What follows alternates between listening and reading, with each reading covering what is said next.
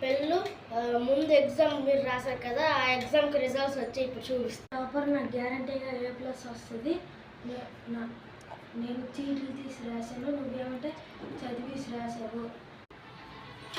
చూసుకున్నా, నేను కష్టపడి చదివేసి రాస్తా, నువ్వే చీటీ తీసి రాస్తా. చదవడం బట్టి నాకు గ్యారంటీకి A+ వస్తుంది.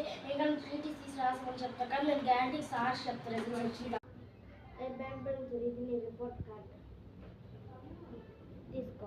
టాపర్ ఇది నీ రిపోర్ట్ కార్డ్. ఏ టాపర్ ఇది నీ రిపోర్ట్ కార్డ్. ఏ బ్యాక్ బెంచర్ ఇది నీ రిపోర్ట్ కార్డ్.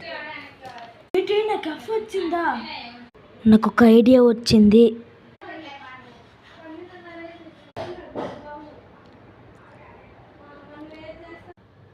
ఓకే, నాకు ఫుల్ మార్క్స్ A+ వచ్చింది. ఓ నో, నా గ్లాస్ ఇరిగిపోయాయా? ఏ బ్యాక్ బెంచర్ నీ పని అయిపోయిందిరా. సార్, ఓ నో, నా గ్లాస్ కూడా ఇరిగిపోయారా? ఏంటి చెప్పురా టాపర్. అంటే సార్ బ్యాక్ బెంచర్ ఏమో చీటీస్ చేసి ఎగ్జామ్ రాశారు సార్.